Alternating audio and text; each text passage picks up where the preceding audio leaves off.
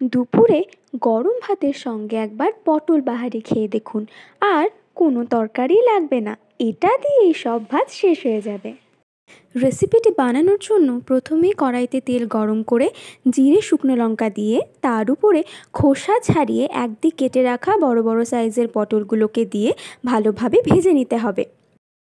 এখানে আমরা দেশি পটল ব্যবহার করেছি, তাই বেশিক্ষণ সময় লাগবে না ভাজা ভাজা হতে।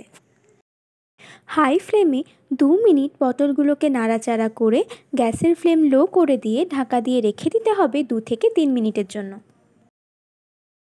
3 মিনিট পরে ঢাকা সরিয়ে আবারও কিছুটা ভাজা ভাজা করে নিতে হবে পটলগুলোকে। ভাজা পটলগুলোতে ব্রাউন কালার এসে গেলে স্বাদমতো নুন হলুদ দিয়ে সব কিছু একসাথে ভালোভাবে মিশিয়ে নিতে হবে। 2 মিনিট ধরে পটলগুলোর সঙ্গে নুন হলুদ ভালোভাবে মিশিয়ে নিয়ে আবারও ঢাকা দিয়ে রাখতে হবে 5 মিনিটের জন্য।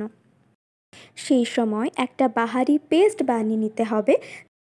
তার জন্য মিক্সার জারে দিয়ে দিতে হবে ছোট সাইজের নারকেলের অর্ধেক নারকেল কুচি, কাঁচা বাদাম, 50 গ্রাম পোস্ত, 50 গ্রাম সর্ষে আর যেমন ঝাল খেতে পছন্দ করেন সেই মতো কয়েকটা কাঁচা লঙ্কা।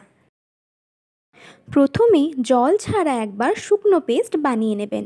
এরপরে উপর থেকে পরিমাণ মতো জল দিয়ে একটা স্মুথ পেস্ট বানিয়ে নিতে হবে। পেস্ট তৈরি হয়ে গেলে সেটিকে রেখে দেবেন এবং 5 মিনিট পরে ঢাকা সরিয়ে দেখবেন পটলগুলো প্রায় সেদ্ধ হয়ে এসেছে। এরপরে পটলগুলোর উপরে বানিয়ে রাখা এই বাহারি পেস্ট দিয়ে দিতে হবে। তারপর সামান্য একটু মিশিয়ে নিয়ে উপর থেকে একটু জল ছড়িয়ে দেবেন। সব কিছু একসাথে মিশিয়ে নিয়ে এটিকে ঢাকা দিয়ে রেখে দিতে হবে 2 মিনিটের জন্য। এই সময় গ্যাসের ফ্লেম মিডিয়াম করে রাখবেন। 2 মিনিট পরে ঢাকা সরিয়ে উপর থেকে স্বাদমতো একটু চিনি ছড়িয়ে দেবেন। তাহলে এই পটল বাহারির স্বাদ কিন্তু আরও বেড়ে যাবে। সবশেষে চিনিগুলোকে একটু মিশিয়ে নিলেই তৈরি পটল বাহারির এই রেসিপি। এরপরে আর কি, গরম গরম সার্ভ করে ভাতের সঙ্গে একবার খেয়ে দেখুন কেমন লাগে।